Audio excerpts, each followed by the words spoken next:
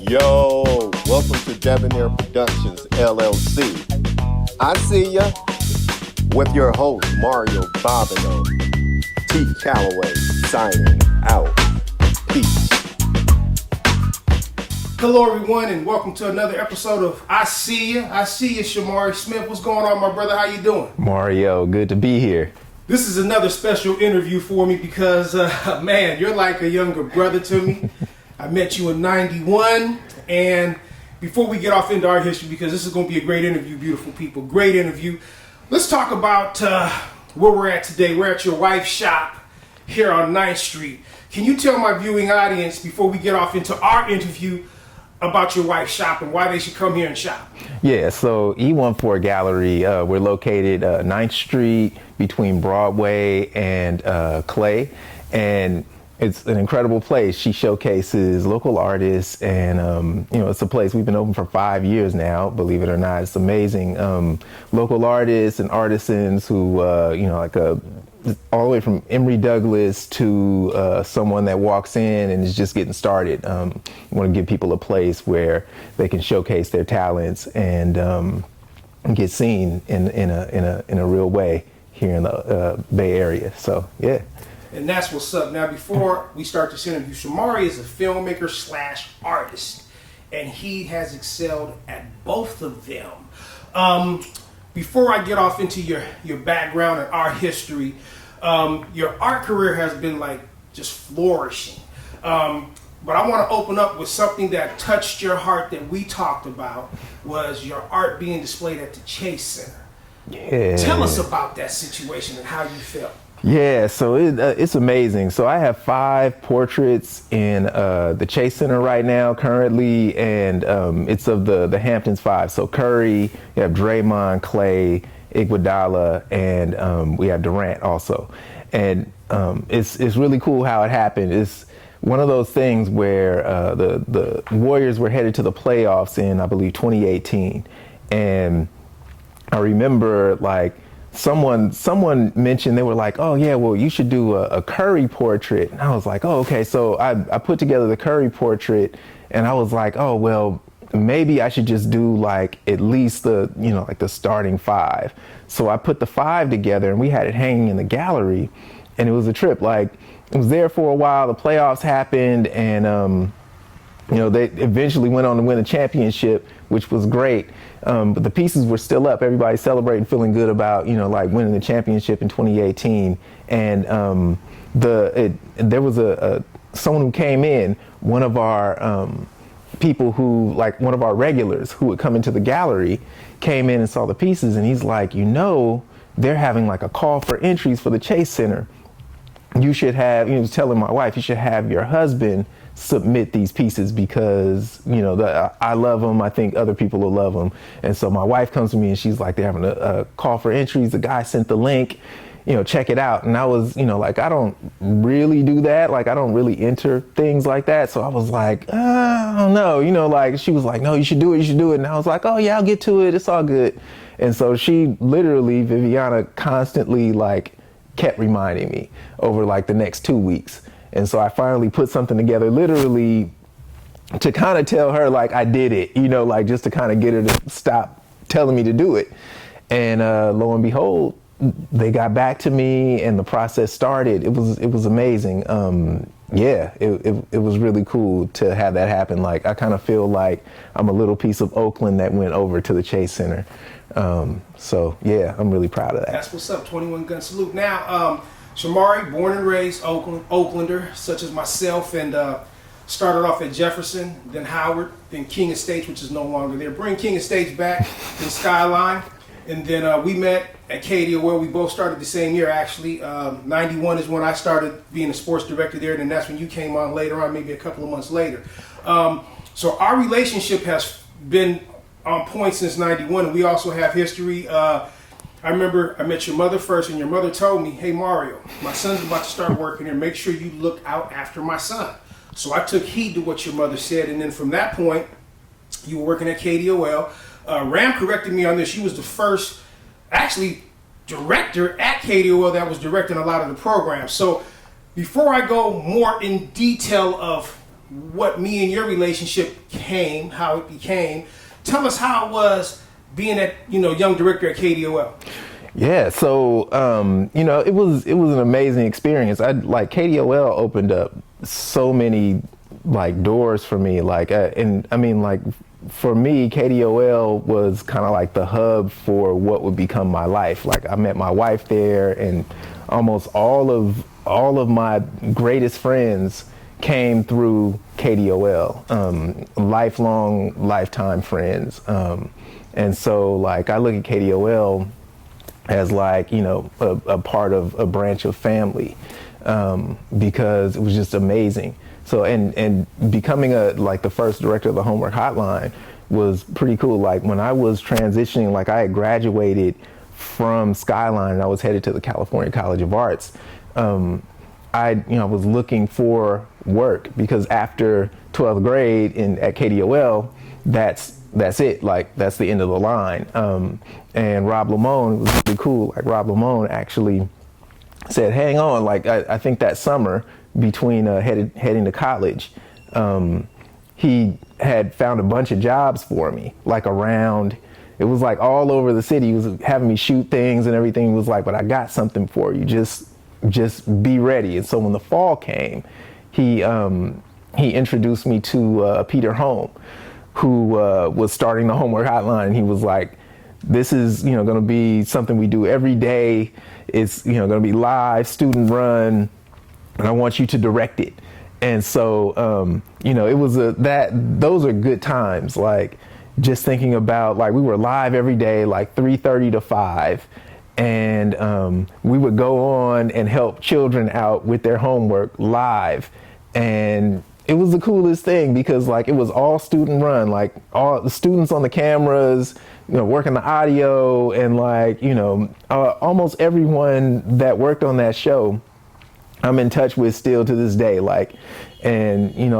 We formed incredible bonds. Not to cut you off, because actually Ram was watching you, because when Ram first came, you was the director, so Ram was seeing how, to operate the switchboard and whatnot have you. Yeah, Ramesses, yeah. And moving back, our relationship, your mother told me to look out for you. In addition to that, we got real cool history.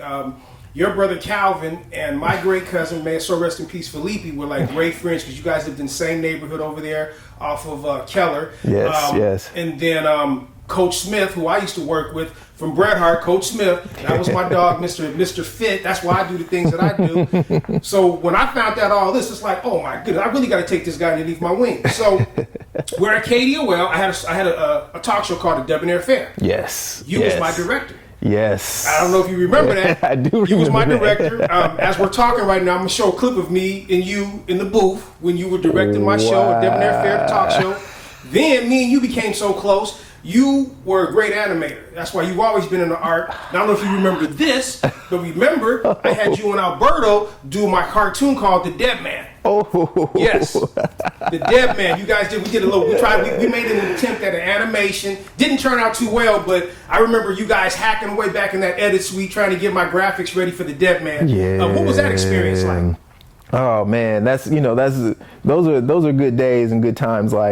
Alberto Fonseca and I just really experimenting equipment and trying things out. It's our first time trying to figure out how to animate, how to make a cartoon. It's those are the kind of experiences that'll always stay with me. It's of course, Mario giving us the opportunity, giving us his vehicle, but then also, just the ability to explore and to have fun at the same time. We were learning, we were young, we were teenagers at the time, and we're figuring all of this out, trying to, animate, just have some fun, animate, make this product. Yeah, so great times, man, really good times. And in addition to that, I was doing movies. I started my film career in '89, and then once I became a KDOL, I started using a lot of the students to help me as my production team. And I remember I used to take you, and you was underneath my wing. You was really underneath my wing. And I remember we're doing shoots, Consequences, Characters, Too Short, Picnic, Players Ball. Yes. And you was right there with me. And as you answer this question, I'm going to be showing footage of that so people can really see how young you looked back then. So I remember me and you discussed something. So people really don't know my pedigree when I work with people such as yourself. when I was doing those movies back then, we were filming in the Ville. We were doing, like, we was in some neighborhoods that your brother wasn't like, Mario, what are you doing? I said, Miss Smith, I got you, son.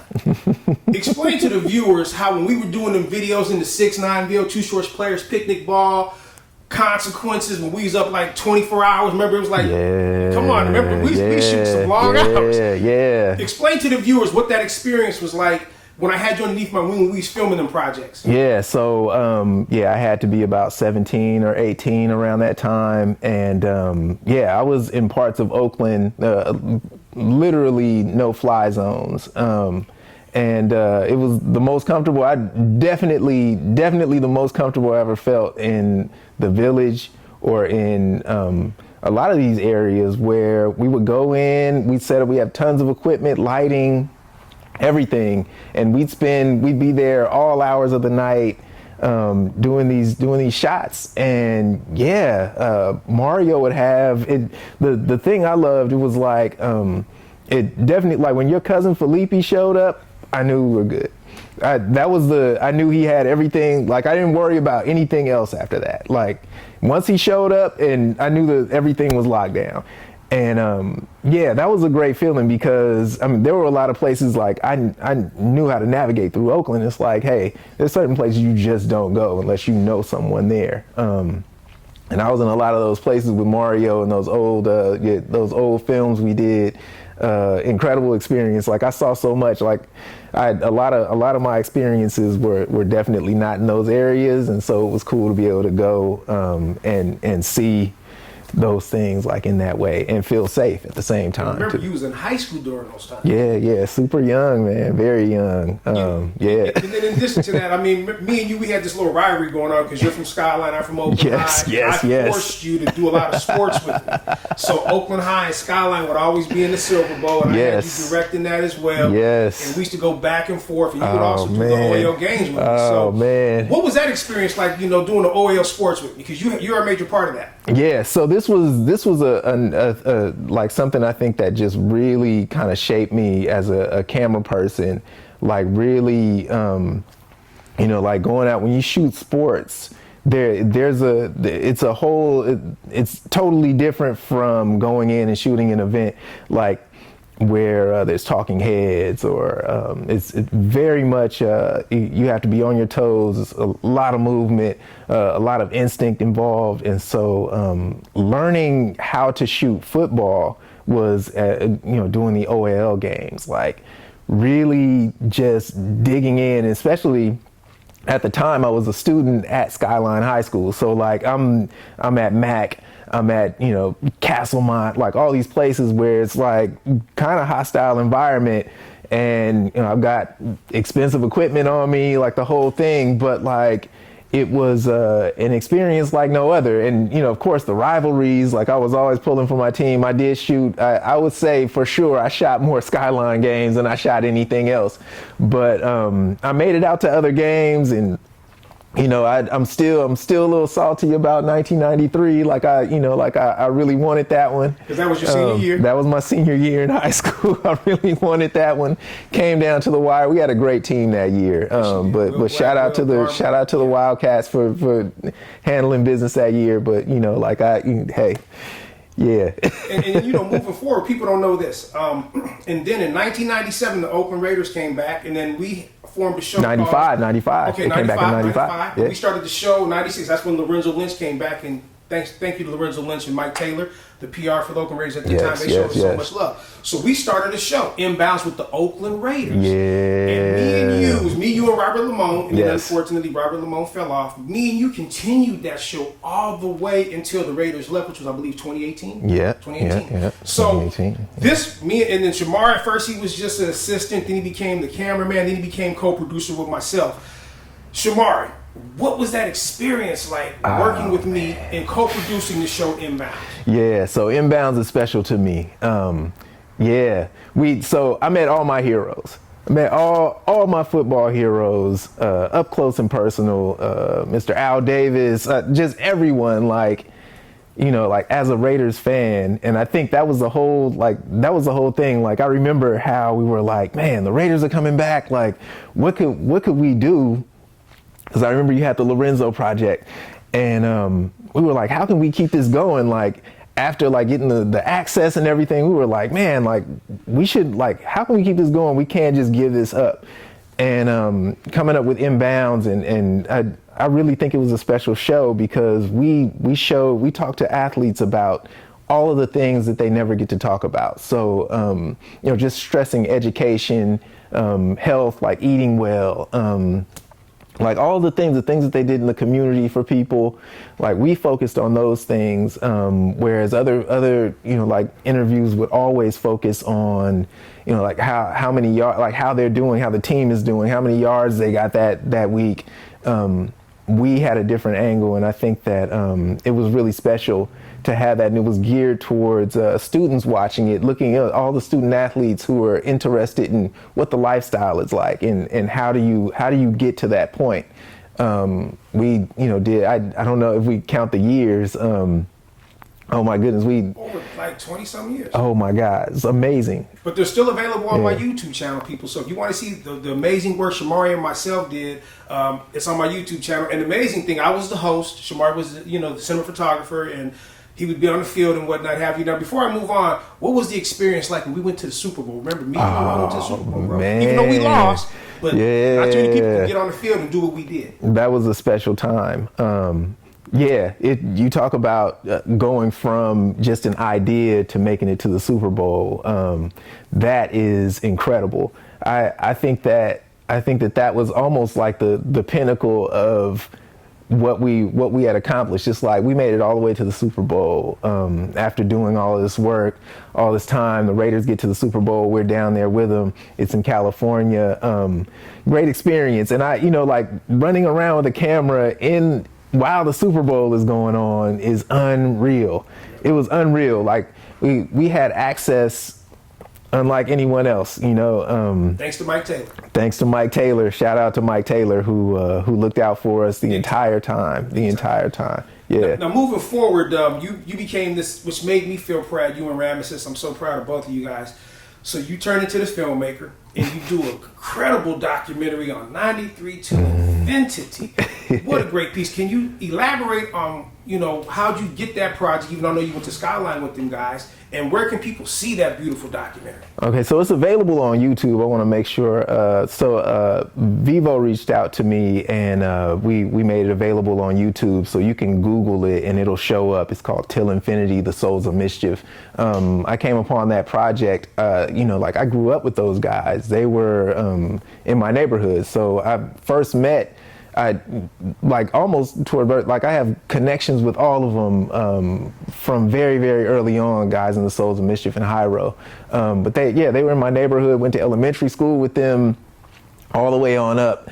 And when the opportunity came along, like I actually pitched them the idea when they were doing the Rock the Bell series, and it was, they were performing 93 Till Infinity in its entirety in the show, and they asked me to come film it, and I was like, well, yeah, I'll come film. It was the at the Shoreline in Mountain View, and I was like, oh yeah, I'll come and do that. But then like their performance was maybe I say like a 20-minute set or so, but I had the whole day. I was there the whole day, and they were backstage. Everybody, all their contemporaries are there, so it's like Common is there, Talib Kweli, so many people are all backstage. And so I went around, I just utilized it was me really just utilizing the time, and I went around and I asked all the artists I could find about 93 Till Infinity. And when I came back, it was really supposed to just kind of be like a short little thing, and I was going to couple it with the footage I shot. And when I got back, when I looked at the footage, and I saw what like some of their, like all these guys were just kind of giving them praise about this album, and I hit them up. I was like, man, I think we have something more here. Like, I think that this could be something more than just, like maybe a 10-minute thing. I was like, what do you think of doing? Actually, I hit Damani up, Festo D. I hit Festo D up, and I was like, I have this footage, and it's incredible what everyone's saying. Like, what do you think? Like, maybe we can pitch to the rest of the guys the idea of doing like a full documentary. And that from there they loved the idea, and from there they kind of became like these champions for it. Like, they were like really literally sending me, like, anybody that came into town, they were connecting me with them. And they were like saying, okay, RZA's in town. Can you go over? He's performing, but he'll do an interview after. And they were pretty much like guiding me around to do all of this, like these interviews, and they were like really helping out. And for me, I had never had a project that was like this one, because anybody I approached, anyone that I talked to, like, I was used to kind of like being like a part of the press, where like when you come up to somebody and you want to talk to them, they don't give you a lot of time, they don't elaborate, they're trying to move. And I got a chance to talk to like all of my hip hop heroes, like a lot of people who are no longer with us, like Phife Dawg from A Tribe Called Quest, Prodigy from Mobb Deep, Sean Price. There's so many people, the great Shock G, Humpty Hump. So many people who aren't with us anymore. I had a chance to talk to them about 93 Till Infinity. They're all in the documentary. It was an amazing project to be a part of, because it's very rare to have something come together the way that one did. And I'll say to this day, they have one of the hardest lines that I continue to tell people to this day was, if you really dope, how come you ain't signed yet? One of the most prolific groups to come out of Oakland. Shout to A+. Real talk. So wrapping up this interview, you had a tribute. You're such an amazing artist, and I'm so proud that I remember you was going to the California School of Arts, because that's when you was working with me. Just to see you evolve, how you evolved. So you had a tribute where you started, like, I believe at the beginning of February, and you did your boy me. Because I remember, of course. Finally put me on. I was just joking about it. So when you did that touched me. So I'm showing a clip now of the picture that you drew of me, and you contributed, like, to people that you respected and admired. Before we close out this interview, what made you come up with that idea to with that format? Because I'm showing the picture now as you talk about that. So as we close, what made you come up with that ideal format? Yeah, so these portraits are special to me. It's almost like, like these are all the people who have taught me, shaped me, influenced me. That as artists, educators, filmmakers, like no one does anything alone. And I've been fortunate to be a part of, to be brought up in a community of incredible Black artists, educators, filmmakers who are just incredible. But I don't feel that they get the notoriety, the shine, the recognition that they deserve a lot of times. Like, these are all very hardworking people who are very, very true to their craft, and I've learned so much from so many of them. And yeah, I thought it would be incredible to do a series in the month of February, just giving a nod to all of these incredible people. And it looks like it's going to extend past February, because there are just so many. But it's there for anyone, for the image. It just, all of them have a tie. There's a red line on each piece, and that red line is a representation. It's the African bloodline we all share, and I wanted to have some way to tie them all together. And I think that what better way than to have a representation of like where we're all from, where we all ultimately come from. And it's just a way to say thank you to everyone that has been a part of such an incredible community I was able to grow up in. Yeah.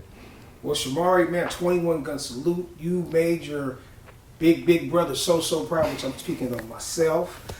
continued success. Thanks for being on another episode of I See You, because we see you doing major things, man. And like I said, I met you in '91. I believe you was a sophomore or junior.